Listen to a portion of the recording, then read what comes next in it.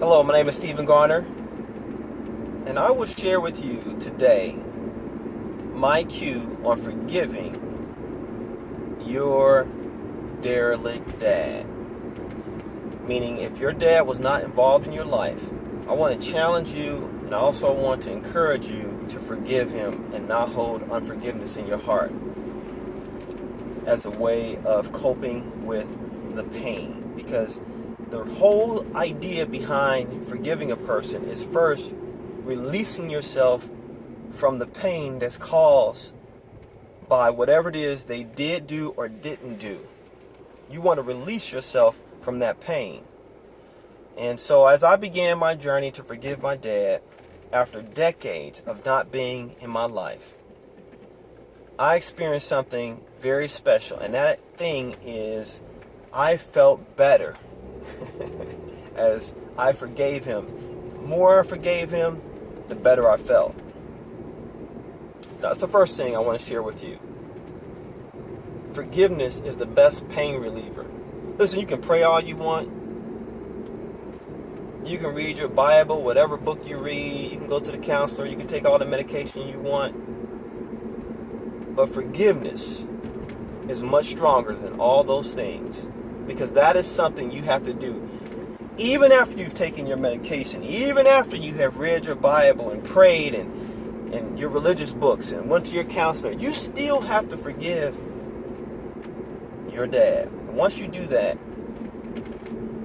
the pain will finally be released from your mind. Now, as I shared with you, I began to feel better. Well, instead of just walking away from the opportunity to develop the relationship more at that point, I decided it was more than just about relieving the pain. It was about understanding who he is.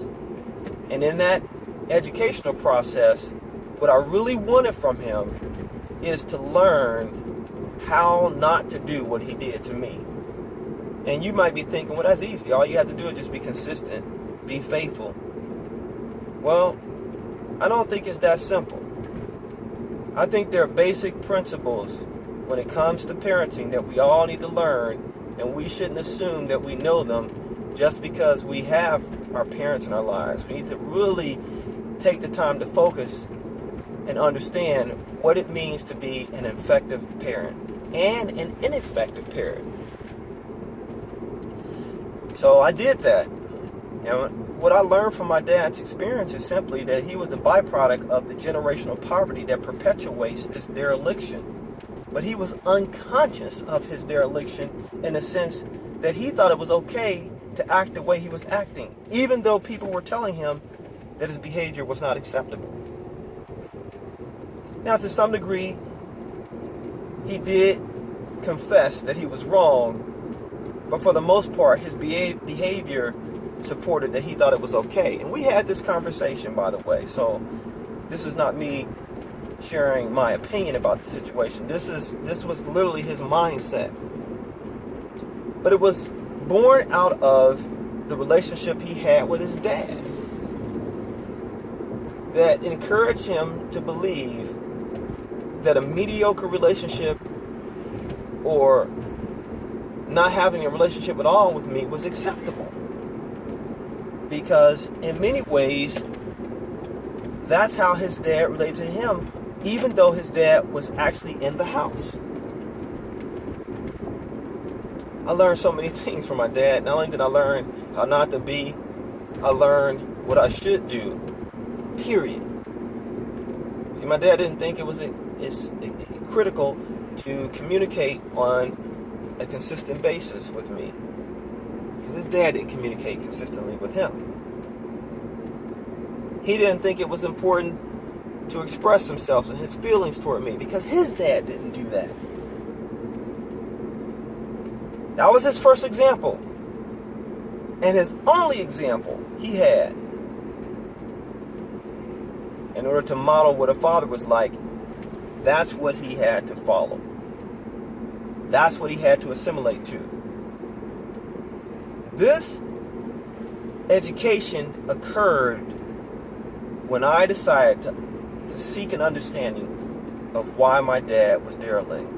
So the first thing is you need to forgive your dad, to release yourself from the pain. But you're not just releasing yourself from the pain, you're now taking advantage of the opportunity to understand, to educate yourself, because the pain is not an impediment on your journey.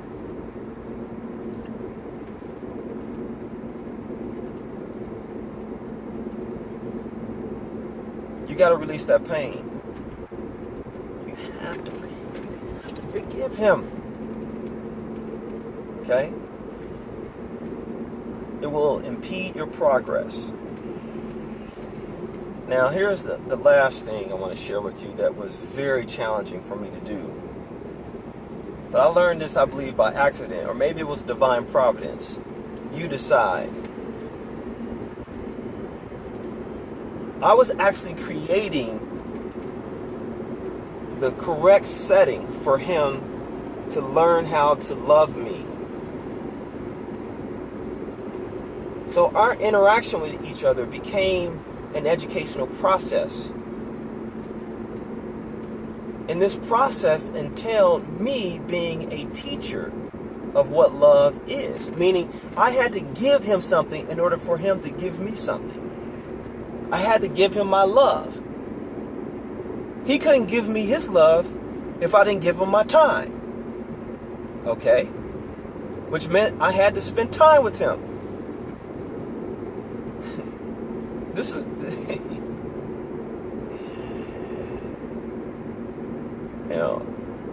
you have to spend time with the one you love. You can't say you love somebody and then don't spend any time with them. That's what grace is. Grace is showing favor toward a person who didn't deserve it. But the reason you're showing them grace is because you are interested in inspiring them to do something that he or she could not do until you showed them grace.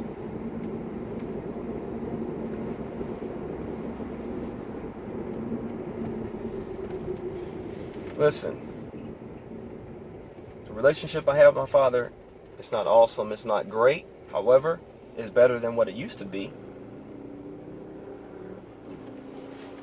I don't want to end my life on duplicating and perpetuating the miseducation that many black men are unconsciously propagating because of what happened to them. That's the one thing that I want to drive home, is that you don't want to be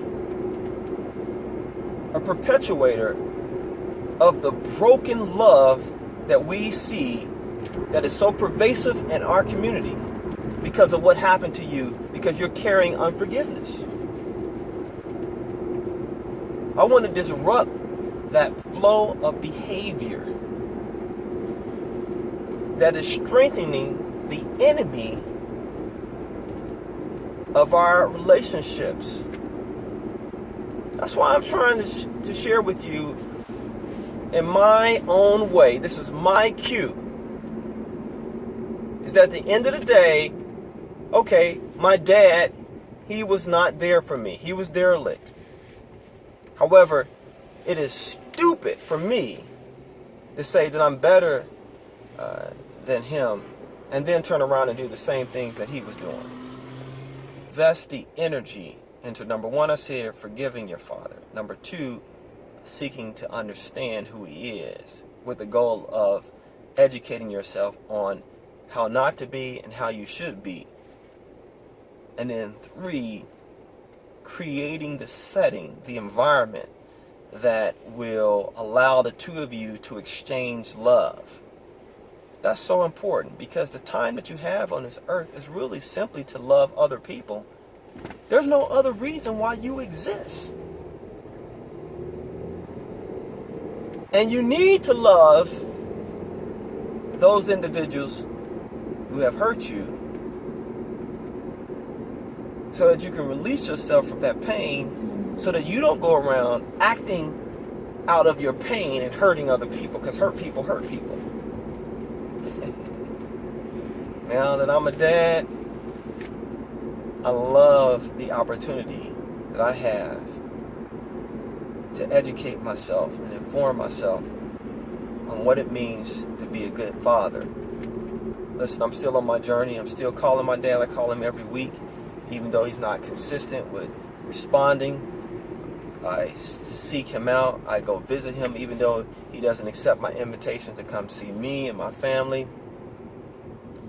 I extend invitations to him to eat with me. I do the things that healthy people do and healthy men should do as it relates to their father. That's my cue for you today. I just felt impressed because I know a lot of men who are carrying that burden of unforgiveness toward their dad because of what happened to them. And they think by being that way that they're going to feel better. Well, I'm telling you right now, take your cue from me. You will feel better if you forgive your dad, and then if you take it a step further and you actually take the time to understand his world so that you can learn something from it. And then you give love. You share your love.